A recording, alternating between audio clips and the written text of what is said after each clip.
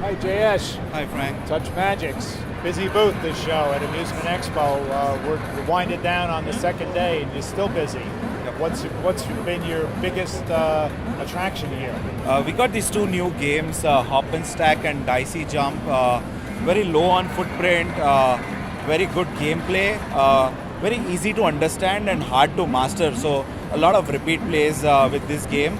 A lot of sales as well. We've sold about 300 units of these games since IAPA, and biggest customers have been across Southeast Asia and the US.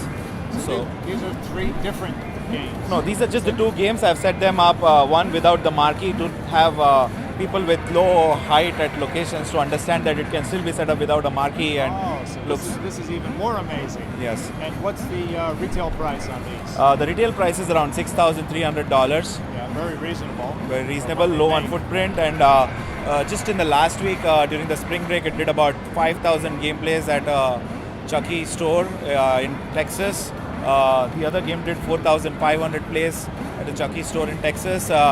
Amongst the other locations where it was tested and sold, it's in the top 5 or top 10 redemption games in the store. At that price, I think doing about $500 to $600 weekly income, it's a great game to have in redemption titles.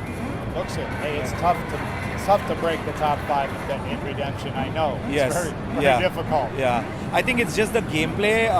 We went back to the drawing board after having made a couple of innovative games, seeing that it was hard to sell a lot of innovation in our industry because people still continue to like the things that are already established or already familiar for general public or guests.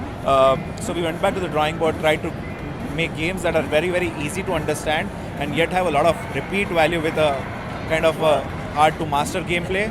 So that's what was our objective when we did Hop and Stack and Dicey Jump. So you picked out the key. I always thought that the key to redemption was to know how to play the game after you've seen it for 1/5 of a second.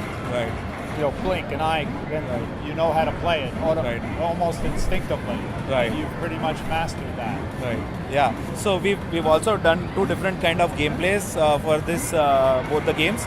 At a place like Chucky, where it's an all-you-can-play, people want to do better each time because they're not playing $1 each time.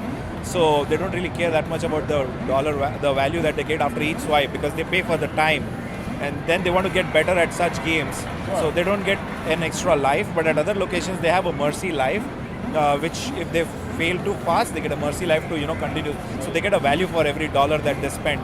So we made these two small changes, and now they're out at several other locations where it's also doing equally well. And other locations are, not just for children. Yes. You get almost everybody Yes. plays this game. Yes, and also there's been a lot of interest from operators, even the street operators, because the kind of footprint these games have.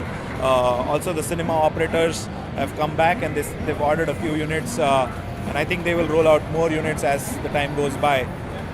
Without testing, if they're buying a decent amount volume, I think it's a good sign for these two games. It is. Well, the price tells it all. Yes. We thank you for making stuff for the street, for the FEC, for bowling, for everything. It's just an honor to have you enter the industry and help us all out like this. Thank you so much. This industry has been welcoming for all of us, and we've had a great run in the last 2 years. We've been welcomed with open arms, and everybody talks to everybody. It's like a small family that really is. Yeah. So we've had a good time. Thank you so much for welcoming us this way. Thank you, Jayesh. Thank you, Frank.